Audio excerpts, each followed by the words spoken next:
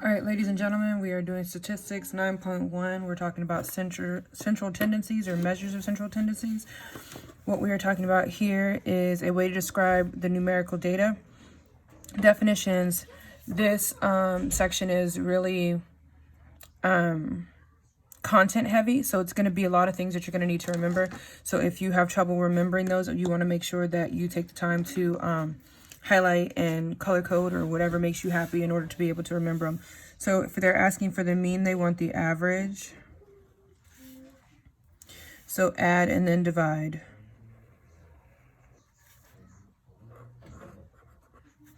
If we're talking median, this is the middle number of the sorted data or the average of the middle two numbers. The sorted data has to be in numerical order. So median is the middle number when in numerical order.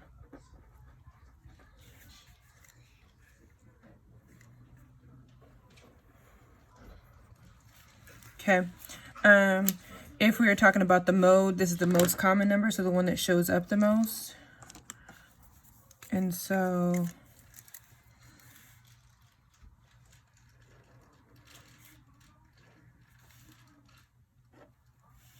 and yes, there can be no mode. Okay. And the most common value or 2. Sometimes there are 2. Alrighty, the range, the difference between the largest and the smallest numbers. So it's the difference between the largest and the smallest numbers.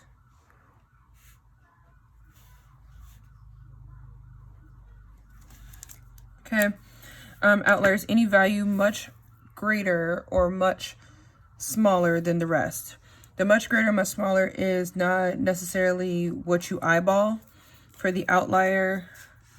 For it, so if it's a smaller, it's going to be your quartile 1 minus 1.5 times the interquartile range. And that'll be something that we get to. And then we're looking at if it's much greater, they're talking about Q3 plus 1.5 times the interquartile range. Let's neaten that up so you guys can see it.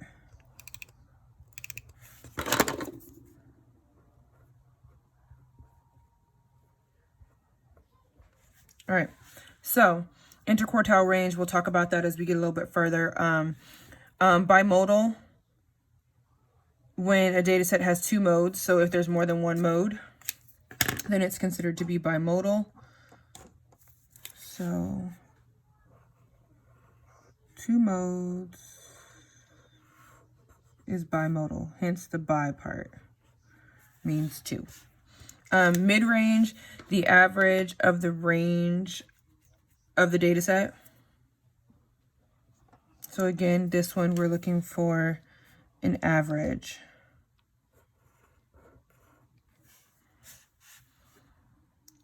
Of the range. Has to be of the range. All right, and then quartile. This is the median of the lower half of the data and the median of the upper half of the data. So we're looking at the median of the lower half and the median of the upper half. This one is going to be Q1 and this one is going to be Q3. Notice this references back to our outliers. Okay, of the data set. So now we're going to get into some examples because why not do some? We're going to work through all of these here. And so note that we are going to be paying attention to the things that we just talked about because we're going to go ahead and figure them out now. The first thing you're going to want to do, because it makes your life a little bit easier, is put your data in numerical order. So we're going to go from smallest to biggest. 66, 70, 72, 72, 80, 80, 88, 88, 90, and 95. All right, so now that we're in order, I'm going to count it out. We have 1, 2, 3, 4, 5, 6, 7, 8, 9, 10 data points. So if I'm talking about the middle, so our median is going to be 5. So 1, 2, 3, 4, 5. Median is here. Let's do this a different color. Okay. Median is going to be right in there. And then our Q1 is going to be the middle of this lower set. So if the middle of this lower set, 1, 1, oh look, Q1. And then Q3 is the middle of this upper set, 1, 1, middle. Okay, so mean, it's the average of these. So we're going to add them all up and then divide by the number of numbers there are. So for our mean, when you add them all up, you get 801, and we're going to divide it by 10 because there are 10 numbers. That's going to give us a median of 80.1. These can be done in your calculator. There is a quick way to do this. If you are using a graphing calculator, you can go into your, let's clear my calculator. Nope, I don't want that dot in there. Okay. So you can go into stats and you can go edit and you're going to put numbers in your list. So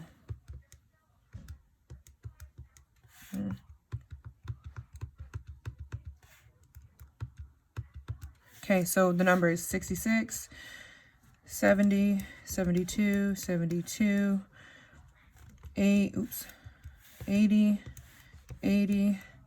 88, 88,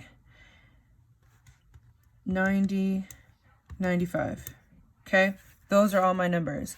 Now I can go back to stat and I can go to calc and I can look down and I can say, well, does this one do it?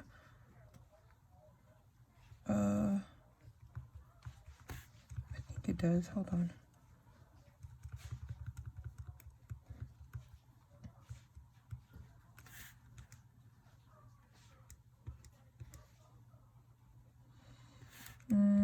There it goes.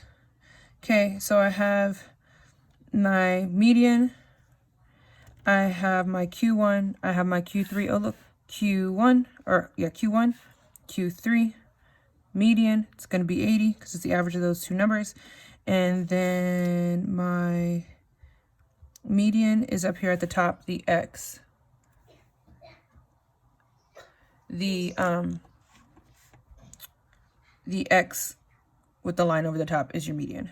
So there's my median, my mean. So then my median, it says my median, if I come down, is here 80. Well, look, it matches right here with my 80. So there's my median.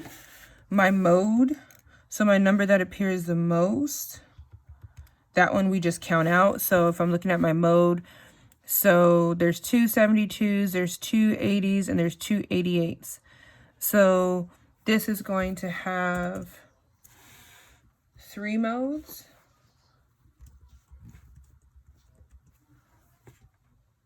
So since there are 3, since it has 3, then it's not going to have a mode because it can be bimodal or it can have no mode. Okay, so it doesn't have one. Median, we're taking those two numbers. We also found in our calculator, but if you're doing it by hand, you're taking 80 plus 80, and then you're dividing it by 2. 80 plus 80 is going to be 160. Divided by 2 is still going to give you that 80. All right, so range. So if we're looking at the range, you want the difference between the biggest number and the smallest number. So if we take 95 and subtract 66 from it, we're going to end up with 29. So our range is going to be 29. So we have 95 minus the 66 which is going to give us our 29. Outliers, we want to know if there's outliers, so we need to know if this number, we know it's going to be, that there's not going to be outliers for this one because this number isn't far enough off of my data. It's close to this set, and so is this one. So we're going to go with no outliers. You could calculate it using this up here for outliers, but we're not calculating IQR yet, so you don't have to worry about that. Okay, so we're looking at bimodal. Is it bimodal? Well, how many modes do we have? 3. So no, it's not bimodal. Okay, and if we're talking about mid-range, okay, mid-range says the average of the range of the data set. So that means we are going to take 66 plus the 95, and we are going to divide it by 2 because there's 2 numbers. And we are going to end up with 80.5. Awesome. Quartiles, we already identified them, and when we used our calculator, we identified them. So our Q1 and our Q3, so Q1 is equal to 72, and Q3 is equal to 88. And we're done. That was pretty simple, pretty straightforward. When we're talking about measures of central tendency, it's really pretty easy to navigate. So what we're going to do next is I'm going to do the next video, and we're just going to do the box and whisker plot. Alrighty, see you next video.